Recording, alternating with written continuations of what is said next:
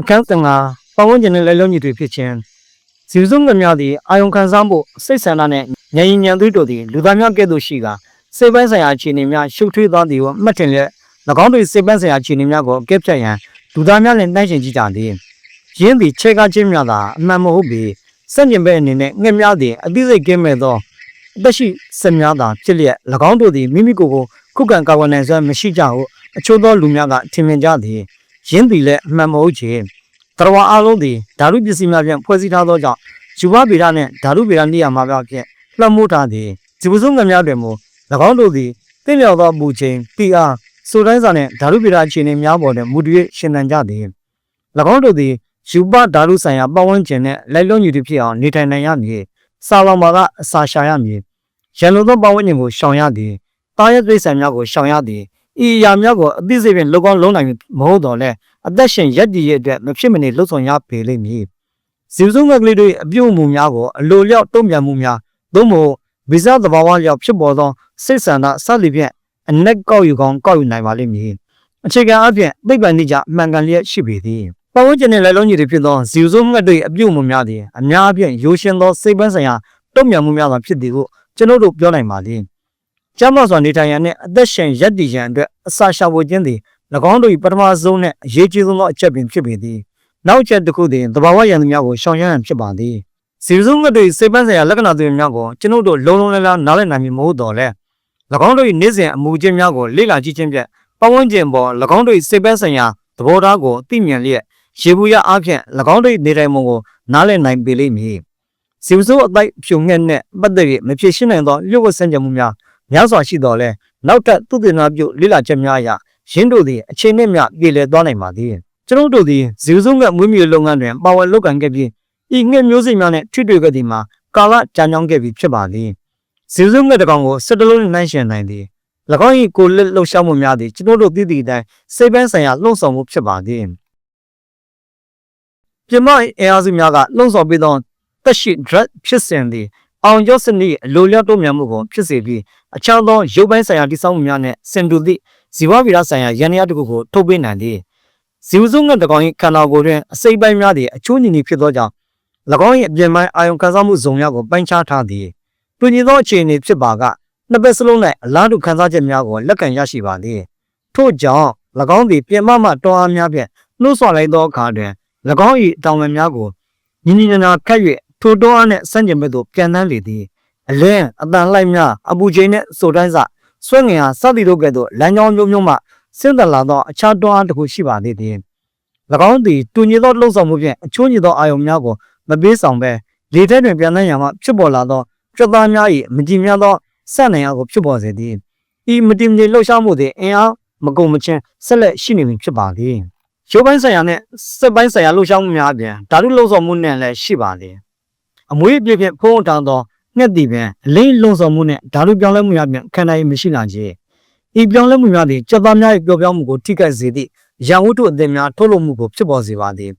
ရေဘူးရအပြင်အောင်ရောစနစ်သည်ခန္ဓာကိုယ်တွင်ဓာတုပြောင်းလဲမှုများ၏လုပ်ငန်းဆောင်တာများကိုမြင့်တင်ရန်နှင့်တက်တန်းရှည်စေရန်ကြားပြန်တစ်ခုဖြစ်ပေသည်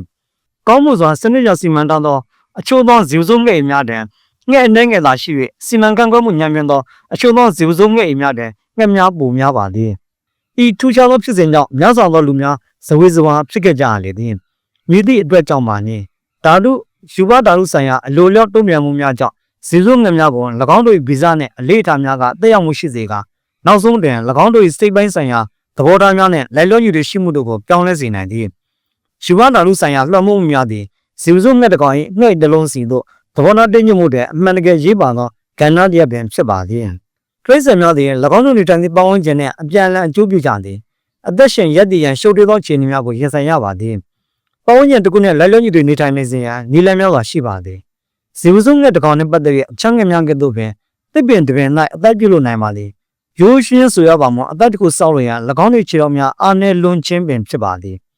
အိမ်ကဲ့သို့အမိုးကလုံသောနေရာတစ်ခုလွဲပါသည်အချို့သောဇီဝစုငှက်များသည်ပုံမိုသင့်တော်သောနေရာတစ်ခုကိုရှာမတွေ့ပါကပူအိုက်လျက်ကျဉ်းနှက်ွယ်ကောင်းသောဇီဝစုငှက်တစ်လုံးနှင့်နေထိုင်ရန်ခိုင်းစေနိုင်ပါသည်အခန်း16ခင်းရောင်မီးများနှင့်အပြောင်မီးများကိုရှောင်ပါလင်းလင်းချင်းချင်းပတ်ဝန်းကျင်များတွင်နေထိုင်သောတိရစ္ဆာန်များသည်နေအလင်းရောင်ကိုနှစ်သက်ကြပြီး အထူးသဖြင့်ညအချိန်တွင်အင်းဆက်များကိုဖန်ဆီးစားတော်ရန်အသုံးပြုသောအပြာရောင်နှင့်ခဲရောင်လင်းများကိုနှစ်သက်ကြသည်စန့်ကျင်မဲ့အနေဖြင့်ဇီဝစုငှက်များသည်အမောင်ကိုနှစ်ချိုက်ကြသည်၎င်းတို့သည်ခဲရောင်လင်းကိုရှောင်တော်လဲအနီရောင်လင်းကိုသဘောကျကြသည်မှောင်သောပတ်ဝန်းကျင်တွင်အနီရောင်လင်းသည်၎င်းတို့မျက်လုံးရှိအာယုံငဆဲများကိုများစွာမထိခိုက်စေသောကြောင့်ဖြစ်ပါသည်ဇီဝစုငှက်ရင်တစ်ခုတည်းသို့ပင်ဝင်ရောက်သွားသောအခါအပြာရောင်သို့မဟုတ်ခဲရောင်လင်းကိုရှောင်ကျဉ်ရန်မမေ့ပါနဲ့ရင်းစားအနီရောင်အပြော့သောမီးအိမ်သို့မဟုတ်လက်နှင့်ဓာတ်မီးကိုအသုံးပြုပါဇီဝစုငှက်များသည်မှောင်သောနေရာတွင်နေရာချင်းကိုနှစ်သက်သည်ဆိုသည်မှာလင်းလင်းချင်းချင်းနေရာကိုမုန်းသည်ဟုမဆိုလိုပါလင်းလင်းချင်းချင်းနေရာတွင်နေရာသည်ကိုဘေးမကင်းခံစားကြရသဖြင့်လင်းလင်းချင်းချင်းနေရာကိုရှောင်ကြခြင်းဖြစ်ပေသည်ဇီဝစုငှက်ရင်တစ်လုံးတွင်၎င်းတို့အပေါ်အားကောင်းသောမီးရောင်ကြောက်ခြင်းသည်၎င်းတို့ကိုအဝေးသို့6လက်မောင်းထုတ်သလိုဖြစ်သွားမည်သာဖြစ်ပေသည်ဇီဝစုငှက်များနှင့်အချမ်းငှက်များ၏မျက်လုံးများသည်တူညီလူနီးပါးဖြစ်သည်၎င်းတို့သည်မှောင်မိုက်သောပတ်ဝန်းကျင်တွင်ရှေးဘဝတဏီကလေးကအနားယူနေထိုင်ကြပြီး၎င်းတို့၏မျက်လုံးများသည်နေကင်းကြောင်တောင်နေထိုင်သောငှက်များ၏မျက်လုံးများထက်နှိမ့်ကြသောလဲအမောင်တုကိုကျင်းသားရနေပြီဖြစ်ပါသည်အသက်ပြင်ပေါ်ရှိငှက်ကလေးများသည်နေအောင်ကြီးကိုအမြဲရှောင်ကြတော်လဲကောင်းကင်တွင်ကျဆန်းသောကနေအောင်ကြီးကိုအလိုလျောက်နှစ်သက်လာကြသည်၎င်းတို့သည်စန့်ကျင်မဲ့ပတ်ဝန်းကျင်တစ်ခုကိုတက်တောင့်တက်တာလိုက်လွတ်ညီတွင်နေထိုင်ကျဆန်းနိုင်သည်ဟုဆိုလိုခြင်းဖြစ်ပါသည်တိရစ္ဆာန်များတွင်ကွဲပြားသောဖွဲ့စည်းပုံများဖြင့်စဉ်းစားဆင်ခြင်တတ်သောမျက်လုံးများရှိသည်ဆိုသည်မှာတန်တရားဖြစ်เสียမလိုပေအချို့သောရှုပ်ထွေးလျက်အချို့သည်ရိုးရှင်းသည်အချို့သည်ရှုပ်ထွေးလျက်အချို့သည်ရိုးရှင်းသည်မျက်လုံးများတွင်အာယုံကဆဲအလွှာနှင့်ရောင်ချဲအာယုံကအာယုံကျော်အလွှာများရှိကြသည်မှောင်သောနေရာမှလင်းသောနေရာသို့ထွက်ခွာသောအခါလင်းသောနေရာသည်အပိုလင်းရောင်ကိုပိတ်ဆို့ပြီးမှောင်သောနေရာကဟန်ချက်ညီစေမည်ဖြစ်ပါသည်အယောင်အာယုံကံမှုသည်တောက်ပမှုအလင်းနှင့်ဆက်ဆက်နေလေသည်နေရောင်ကြီးကိုခုနှစ်ရောင်ရောင်စဉ်ဖြစ်ပိုင်းခြားပြီးတောက်ပမှုလင်းကိုရှော့ချရန်တရိကံ prison အသုံးပြုပါကကျွန်တော်တို့မြင်ရတဲ့အရာမှာမိခိုးရောင်လှိုင်းများသာဖြစ်ပြီးရောင်စဉ်နှမ်းပေါ်တွင်အခြားရောင်များမရှိပါမိခိုးရောင်နှမ်းချို့သည်ပိုနက်မောင်သည်မူလောက်ကနေရောင်ဖြစ်သည်အချို့မှာအယောင်ဖြော့သည်မူလောက်ကအစိမ့်သို့မဟုတ်အဝါရောင်ဖြစ်သည် color blind ကိုအယောင်ကိုမမြင်သူများသည်ထိုကဲ့သို့ပဲမြင်နေကြရသည်ဇီဝစုငှက်ကလေးများ၏မျိုးလုံးတဲကရောင်ချဲအောင်ကျော်လွာကအယောင်မျိုးမျိုးကွဲပြားစေနိုင်ပါသလားဤအရာသည်စိတ်ဝင်စားဖွယ်ကောင်းသောမေခွန်းတစ်ခုပင်ဖြစ်ပါသည်တင့်ကိုအဖြေတစ်ခုပေးရန်ကျွန်ုပ်တို့တွန့်ဆုတ်နေပြီမဟုတ်ပေရောင်စင်နှမ်းပေါ်ရှိအယောင်မျိုးမျိုး၏လှိုင်လျာများကိုသာခြေအားခံနိုင်ပြီးအလင်းအမောင်သည်အမြင်အာရုံနှင့်ဆိုင်သောအစိမ်းရောင်ရောင်ချဲပစ္စည်းကိုအသုံးပြုခြင်းဖြင့်သရဝါများပေါ်မြေကဲ့သို့အကျိုးသက်ရောက်သည်ကိုသိရှိနိုင်ပါသည်ရေဝိရချက်ကိုကျွန်ုပ်တို့လိုက်နာရပါမည်ပုံမောတိသာထင်ရှားသောလိလတွေ့ရှိခြင်းများဖြင့်အယောင်အာယုံခံစားမှုသည်လူအတွက်ထူးခြားသည်မဟုတ်ကြောင်းကျွန်ုပ်တို့သိသိပြပါမည်လူသားများကဲ့သို့ကောင်းမြင်မဟုတ်တော့လဲဇီဝစုငှက်များသည်အယောင်အချို့ကိုပွင့်ချနိုင်စွမ်းရှိကြသည်ကိုကျွန်တော်အနေနဲ့ထင်မြင်မိပါသည်အခန်း19အပေါင်းများကိုအ내အောင်သုတ်ထားပါငှက်များစုသည်ရောင်စင်နှမ်းတစ်ခုမှအနီအဝါလိမ္မော်အစိမ်းအပြာတို့ကိုခွဲခြားနိုင်တော်လဲခရမ်းရောင်ကဲ့သို့မငြင်ညာသောအလင်းနှမ်းများကိုခွဲခြားနိုင်ခြင်းမရှိပါဇီဝစုငှက်များသည်မှောင်သောနေရာတွင်အပိုက်ပြုတ်လို့ကြတော်လဲညအချိန်ကျက်စားသောငှက်များမဟုတ်ကြပေနိုင်တင်ကင်းနှင့်ဇီးကွက်များကဲ့သို့သောငှက်များသည်ညအချိန်ကျက်စားသောငှက်များဖြစ်ကြသည်နေကင်းဘက်တွင်ဇီဝစုငှက်အတိုက်ဖြစ်သည်အစ်ဆက်ဘူမရောက်ကိုဖမ်းယူကမှောင်မိုက်သောကိုသို့မဟုတ်လူတို့ဖမ်းမိသောဇီဝစုငှက်တွင်၎င်းတို့အတိုက်ရှိရာသို့ပြန်လာကြသည်သူတို့သည်လင်းလင်းချင်းချင်းနှင့်မှောင်မိုက်သောပတ်ဝန်းကျင်နှစ်ခုစလုံးတွင်နေထိုင်ကြသည်ညဘက်ကျက်စားသောငှက်များသည်အမောင်နှင့်အလင်းကိုသာခွဲခြားနိုင်၍အယောင်များကိုခွဲခြားနိုင်စွမ်းမရှိကြောင်းလေ့လာမှုများကဖော်ပြသည်ဇီဝစုအတိုက်ဖြုံငှက်များသည်ဤအမျိုးအစားတွင်မပါဝင်ချေ၎င်းသည်နေကင်းဘက်တွင်အစာရှာမှုအတွက်တက်တွက်လက်လက်လှုပ်ရှားသည်၎င်းသည်နေကင်းဘက်တွင်အစာရှာမှုအတွက်တက်တွက်လက်လက်လှုပ်ရှားကြသည်ဇီဝစုငှက်ပြူသည်ကျွန်တို့လူသားများကဲ့သို့အယောင်သွေးများကိုခွဲခြားနိုင်ခြင်းမရှိပါညီမြမောင်သည်ဟုခွဲခြားသိမြင်နိုင်သည်ထို့ကြောင့်အနီအောင်လင်းရှိသောပတ်ဝန်းကျင်သို့မဟုတ်လုံးဝမှောင်သောပတ်ဝန်းကျင်သည်၎င်းတို့ဖို့ခွဲခြားခြားနားမှုမရှိပေမှောင်မိုက်သောပတ်ဝန်းကျင်နှင့်ကြာရှည်စွာထိတွေ့မှုသည်၎င်း၏အာယုံအယောင်အာယုံကိုအားနည်းစေသည်အချို့သောလူများကဇီဝစုငှက်အိမ်၏အဝယ်မောက်ကိုဇီဝစုငှက်ကလေးများအိမ်ကိုရှာဝယ်ရတဲ့အလွယ်တကူဖြစ်စေရန်အ내ရောင်ရင်းရင်သို့မဟုတ်အနီရောင်ရင်းရင်သုံးရင်းထားသည်ဤသို့ဆောင်ရွက်ခြင်းသည်မသိလျော်ပေငှက်ကလေးများသည်အလင်းနဲ့အမောင်ကိုသာအကဲဆက်၍အယောင်စင်းနဲ့မသက်ဆိုင်ပေအမောင်နဲ့အလင်းကိုအလွန်ကဲဆက်သည့်ပြန်အလွန်အကဲဆက်သည့်အပြင်အယောင်များကိုမှတ်မိနိုင်သည့်စွမ်းရည်ရှိတော်လဲအားနည်းပါသည်ထိုအရာကလျစ်လျူမရှိသင့်သောအချက်တရားဖြစ်ပါသည်အခန်း18ငှက်အော်မြူတံများနဲ့ငှက်ချေးပြဿနာများမလေးရှားနိုင်ငံရှိဇီဝစုငှက်မွေးမြူရေးလုပ်ငန်းတွေအရှိန်အောင်ဖြင့်ကြီးထွားလာနေပြီးမကြာသေးမီကပင်ကြည်ကြဲပြန့်ပြန့်နှံ့လာသည့်အတွက်ငှက်အော်မြူတံများနဲ့ငှက်ချေးများရှော့ချခြင်းဆိုင်ရာပြဿနာများသည်အရေးတကြီးဖြ ဖြစ်လာနေပါသည်ဤပြဿနာများသည်ငှက်မွေးမြူရေးသမားများနှင့်ပြည်သူလူထုတွေကြီးမားသောပြဿနာတစ်ရပ်ဖြစ်ပါသည်ရင်းပြဿနာများကိုအနည်းနဲ့အမြန်ဖြေရှင်းရန်လိုအပ်ပါသည်များစွာသောဇီဝစုငှက်အိမ်များသည်ရပ်သားနေထိုင်ရာဧရိယာတွင်သို့မဟုတ်အနီးအနားတွင်တည်ရှိပြီးဇီဝစုငှက်အိမ်တစ်လုံးမှထုတ်လွှတ်သောအငှက်၏စူညံတံများသည်ထိုနေရာတွင်နေထိုင်သူများတဲ့အနှောက်အယှက်ဖြစ်စေပါသည်ငှက်ချင်းများသည်ပတ်ဝန်းကျင်ကိုညှဉ်းညမ်းစေုံသာမကမခံနိုင်သောအနံ့ဆိုးများကိုလည်းထုတ်ဝေပါသည်ဤပြဿနာများသည်ပြည်သူလူထုကိုစိတ်မချမ်းမြေဖွယ်ဖြစ်စေပါသည်အချို့သောလူများကအာဏာပိုင်များကိုတိုင်ကြားကောင်းတိုင်ကြားနိုင်ပါသည်တို့ရာတွင်လည်းအရေးယူမှုတစုံတရာဆောင်ရွက်ရန်ဥပဒေမရှိပေပင်လယ်ကမ်းစပ်နားကဈေးဆိုင်အိမ်တစ်ခု၏အရှိတ်အမိုးအောက်တွင်ဂျန်လွမ်းငများအသိဆောက်လုပ်နေခြင်းသည်မြင်နေကြမြင်ကွင်းတစ်ခုဖြစ်ပါသည်ငှက်များသည်အော်မြည်ခြင်းငှက်ချင်းဆွန့်တော်ခြင်းများပြုကြတော့လဲတိုင်ကြားချက်လုံးဝမရှိပေဂျန်လွမ်းငများကိုသူတို့ကြိုက်တော့အသိဆောက်ခွင့်ပြုပါကအာဏာပိုင်များကဝင်ရောက်ဆွတ်ဖက်မည်ဖြစ်ပါသည်သို့တော်လည်းမြည်သူနှင့်တာဝန်ရှိပါသည်ငှက်များတွင်တာဝန်ရှိသလားစိုင်ပိုင်ရှင်တွင်တာဝန်ရှိသလားကျွန်ုပ်တို့တွင်တော်ရင်လိပ်ဆံများကာဝေးဥပဒေရှိပါသည်အကာအကွယ်ပေးထားသောငှက်တစ်ကောင်ကိုဖမ်းဆီးတပ်ဖြတ်ပါကကျူးလွန်သူကိုတရားစွဲဆိုမည်ဖြစ်ပါသည်ပြစ်မှုထင်ရှားပါကထောင်ဒဏ်သို့မဟုတ်ငွေဒဏ်ချမှတ်ခံရမည်ဖြစ်ပါသည်ဇီဝစုငှက်များသည်ဥပဒေအရကာကွယ်ထားသောငှက်များမဟုတ်ကြပါ1994ခုနှစ်တွင်အီတလီတော်ရင်လိပ်ဆံထိန်းသိမ်းရေးပညာရှင်တို့ကဇီဝစုငှက်မျိုးနွယ်များကိုမျိုးသုံးလူနေပါမျိုးစေ့ဖြစ်သတ်မှတ်ရန်အဆိုပြုခဲ့တော်လဲအရှိတောင်အာရှရှိငှက်တိုက်ထုတ်လုပ်သည့်နိုင်ငံများကပယ်ချခဲ့ကြသည်ဤရာသီဇီဝစုငှက်မွေးမြူသမားများကိုတရင်ကောင်းပင်ဖြစ်ပါသည်သို့တော်လည်းစားသုံးနိုင်သောငှက်တိုက်များအလွန်အကျွံကောက်ယူဆူတောင်းခြင်းနှင့်ဇီဝစုငှက်အိမ်များ၌စီမံခန့်ခွဲမှုညံ့ပြင်းခြင်းသည်တဘာဝဂက်စ်နှင့်အန်ချက်ညီမှုကိုချင်းချောက်လျက်ရှိပေသည်ဇီဝစုငှက်မွေးမြူသမားများသည်သူတို့၏ငှက်များနှင့်အတိုက်ထုတ်လုပ်ခြင်းတဲ့ပုံမဆိုးရလာကြသောကြောင့်လုပ်ငန်းတွင်ငွေရင်းသည့်မြုပ်နှံယုံတာမကငှက်များကိုပြုစုစောင့်ရှောက်ရာတွင်လည်းများစွာအင်အားစိုက်ထုတ်ခဲ့ကြပေသည်အများသည့်သဘောမှာငှက်မရှိအတိုက်မရှိဂျန်လွမ်းငှက်များသည်ဈေးဆိုင်အိမ်ကိုညှဉ်းညမ်းစေတော်လဲညှဉ်းညမ်းမှုကိုလူရှိထားကြသည်မြစ်သည့်အတွက်ကြောင့်ဇေစုငှက်အိမ်တစ်လုံးကိုအချို့သောလူများကလက်ညှိုးထိုးအပြစ်တင်နေကြပါသည်အစီရင်ခံစာတစ်ခုအရယောဂပုံမှန်ကုသခံရသောမိသားစုတစုသည်ဇီဝစုငှက်ရင်ပေါ်တက်သို့မဟုတ်၎င်း၏အနီးနားရှိဇီဝစုငှက်ရင်များကိုပုံမှန်များသစ္စာလာသူဆွဆွဲခဲ့လေသည်ပုံမှန်ကိုမလေးရှားဘာသာဖြင့်တန်ကူမှုခေါ်သည်၎င်းသည်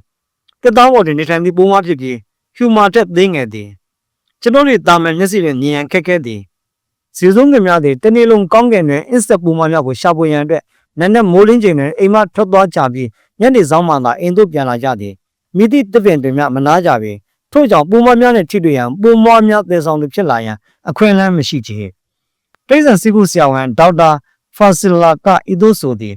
ဇီဝစုငှက်ချင်းများသည်များသောအားဖြင့်6ပေပြီးယောဂပုံမှန်ကင်းစင်သည်ရင်းတို့၏စွန့်ပစ်ပစ္စည်းများတွင်အကျိုးပြုအနုဇီဝရုပ်များရှိမရှိဆုံးဖြတ်ရန်နောက်ထပ်လေ့လာမှုများလိုအပ်ပါသည်2005ခုနှစ်ကီလန်ဒန်တွင်ကျက်ငှက်တုပ်ကွေးဖြစ်ပွားသောအခါဇီဝစုငှက်ချေးကျိုးကိုစမ်းသပ်စစ်ဆေးရန်အာဏာပိုင်များကိုညွှန်ကြားခဲ့တော်လဲကျက်ငှက်တုပ်ကွေးရောဂါကိုမတွေ့ရှိခဲ့ပေUPMနောက်ထပ်လေ့လာမှုတစ်ခုကဇီဝစုငှက်ချေးများသည်ယောဂဖြစ်စေသောဘက်တီးရီးယားများကိုသိစေနိုင်ကြောင်းပြသထားသည်ထပ်မံ၍သုတေသနပြုရန်လိုအပ်ပါသည်တန်နေပြောင်းခြင်းကိုကာကွယ်ရန်ဒေါက်တာဖာဇစ်လာက၎င်းတို့ကိုယ်တိုင်ဖမ်းမိသောအင်ဆက်များမှလွဲ၍အခြားအစားအစာမကျွေးသည့်ကြောင်းအကြံပြုထားလေသည်ဇီဝစုငှက်များသည်ကျွန်ုပ်တို့အတွက်အနှောက်အယှက်မဖြစ်စေကြောင်းတရားဝင်စမ်းသပ်မှုအစီရင်ခံစာတွင်ဖော်ပြထားသည်ကျွန်ုပ်တို့ပြုလုပ်နိုင်သည်မှာဇီဝစုငှက်နှင့်ပတ်သက်သောစွန့်ပစ်ပစ္စည်းများသည်ကျွန်ုပ်တို့ကျန်းမာရေးအတွက်အန္တရာယ်မရှိကြောင်းနှင့်ဇီဝစုငှက်မွေးမြူရေးနှင့်ပတ်သက်၍မလိုအပ်သောစိုးရိမ်မှုများမရှိရန်အတွက်ပြည်သူလူထုကိုစီယုံပညာပေးရန်ဖြစ်ပါသည်ပြဿနာရှိသည်ကကျွန်ုပ်တို့ရှင်းလင်းချက်များသည်သိပ္ပံနည်းကျအခြေခံတဲ့တရားဝင်ထောက်ခံမှုနေပါတေးခြင်းပင်ဖြစ်ပါသည်အစိုးရကဤလုပ်ငန်းကိုအစစ်မြင့်နေရာတွင်အထောက်အကူဖြစ်စေရန်အတွက်ဇီဝစုငှက်မွေးမြူရေးနှင့်ပတ်သက်၍သုတေသနများလေ့လာမှုများဆောင်ရွက်နိုင်ရန်သုတေသနစင်တာတစ်ခုထူထောင်သင့်ပါသည်သို့မှသာလျှင်ကျွန်ုပ်တို့ဇီဝစုငှက်မွေးမြူရေးလုပ်ငန်းတွင်အင်ဒိုနီးရှားနှင့်အမေလိုက်နိုင်မည်ဖြစ်ပါသည်ပြည်သူလူထုနှင့်အစိုးရနေရာလုံးယုံကြည်မှုကိုရယူရန်အတွက်ဇီဝစုငှက်မွေးမြူရေးသမားများသည်ဇီဝစုငှက်မွေးမြူရေးလုပ်ငန်းအဆင့်အတန်းမြင့်တင်ရေးအတွက်၎င်းတို့ကိုယ်တိုင်ဆောင်ရွက်တင်သည်ဇီဝစုငှက်ရင်တွင်တန်ရှင်းရေးကိုပြုဆက်ဆောင်ရွက်ပြီးဇီဝစုငှက်ရင်တစ်ခုလုံး၏အရေးသွေးကိုမြင့်တင်ပေးတင်ပေသည်ငှက်ရင်တစ်လုံးသို့ဇီဝစုငှက်များကိုဆွဲဆောင်ရန်ဇီဝစုငှက်အော်မီတန်အသုံးပြုခြင်းသည်မဖြစ်မနေဆောင်ရွက်ရမည်ကိစ္စဖြစ်ပါသည်အော်မီတန်မပြုတ်ပါကငှက်များလာရောက်မည်မဟုတ်ပေသို့တော်လည်းပုံမစဉ်းစားဆင်ခြင်သင့်ပါသည်အများသူကစိတ်နှောက်ယှက်မဖြစ်စေရန်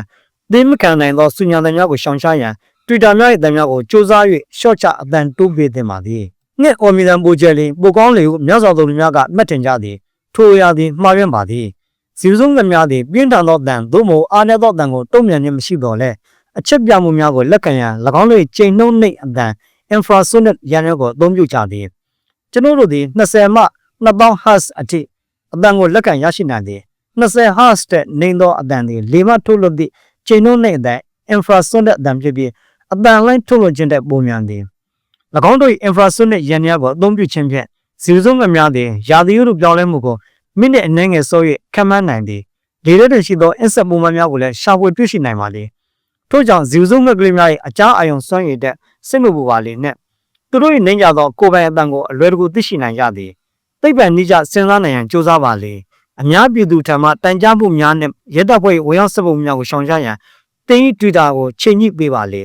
ဇီဝဆုံးငှက်မွေးမြူရေးသည်အစိုးရထံမှအကူအညီလိုအပ်သောကြီးမားသောဇီဝအင်ဂျင်နီယာ project တစ်ခုဖြစ်ပေသည်ယခုချိန်ထိလေ့လာမှုများနှဲပါနေပါသေးသည်အချို့သောဒေသနာအစိုးရများသည်သိလျော်သောအကြောင်းပြချက်မရှိဘဲဇီဝဆုံးငှက်မွေးမြူရေးကိုအမြဲတစေအရေးယူခဲ့ကြသည်သူတို့၏စင်ရင်တုံးတရားကင်းမဲ့သောလုပ်ရများသည်ကျွန်တော်တို့ကိုစိတ်ပူစေပါသည်သူတို့သည်ဇီဝဆုံးငှက်များမြင်များသည့်ထိခိုက်သွားမည်ကိုလစ်လျူရှုလက်ငှက်မွေးမြူရေးသမားများ၏ဇီဝဆုံးငှက်အိမ်များကိုရွှေ့ပြောင်းရန်တခါတရံငှက်မွေးမြူရေးသမားများကိုအမိန့်ပေးတတ်ကြသည်ဇီဝဆုံးငှက်များသည်တောငှက်များဖြစ်ကြသည်လူတို့၏ခန်းစီချက်တိုင်းရှင်သန်နေကြခြင်းမဟုတ်ချေအဝေးသို့ပြန်ထွက်သွားမည်သာဖြစ်ဘယ်သောကောင်မျှပြန်လာကြမည်မဟုတ်ချေအရှုံးသမားများသည်ကငှက်များမဟုတ်ကြပဲငှက်မွေးမြူရေးသမားများသာဖြစ်ပေသည်ဒီကုန်းချုပ်ဇီဝဆုံးငှက်စွန့်ပစ်ပစ္စည်းများကိုစမ်းသပ်ပြီးအန္တရာယ်ကင်းကြောင်းသက်သေပြခဲ့ပြီးပါပြီဇီဝဆုံးငှက်အိမ်ကိုအလုံးပိတ်ကပြမကမာနဲ့ပြည်တံခွဲခြားထားပါလေသို့တော်လည်းရှင်းလင်းဖို့လိုအပ်နေပါသေးတယ်စနစ်ကျစီမံခန့်ခွဲခြင်းမရှိဘဲအိမ်ထဲတွင်စွတ်စွတ်သောအမိုင်များကိုစုပုံထားခြင်းဖြင့်မှုများတဲ့စံပြမျိုးပွားဖြစ်လာနေပါသည်ကျမ်းပြင်တစ်ခုလုံးညံ့ညံ့ပြီးအယုံစွန်းသောနေရာတစ်ခုဖြစ်လာနိုင်ပါသည်ငှက်မွေးမြူသူများဘက်ကလည်းပုံမအလေးထားသင့်ပေသည်ဇီဝဆုံးငှက်အိမ်ကိုစနစ်ကျစီမံခန့်ခွဲခြင်းဖြင့်အများပြည်သူကိုအေဂျင့်စီရန်စ조사သင့်ပါသည်အစိုးရတာဝန်ရှိသူများနဲ့ပြည်သူများတွေလည်းဇီဝဆုံးငှက်အိမ်ကိုစနစ်ကျစီမံခန့်ခွဲပေးသင့်ကြပါသည်တပတ်တွင်အစိုးရတာဝန်ရှိသူများနဲ့ပြည်သူတို့ပူးပေါင်းလှုပ်ဆောင်ရန်ကြိုးပမ်းသင့်ပါသည်ဇီဝဆုံးငှက်မွေးမြူရေးတဲ့အသစ်တည်ထောင်သောလုပ်ငန်းတစ်ခုဖြစ်ပါသည်ကျွန်တော်တို့အားလုံးတွေတူးနဲ့တူပြောဆိုဆက်ဆံရန်တူးနဲ့တူနားလည်ပေးနိုင်ရန်နဲ့ညှိနှိုင်းဆောင်ရွက်ရန်လိုအပ်နေပါသေးသည်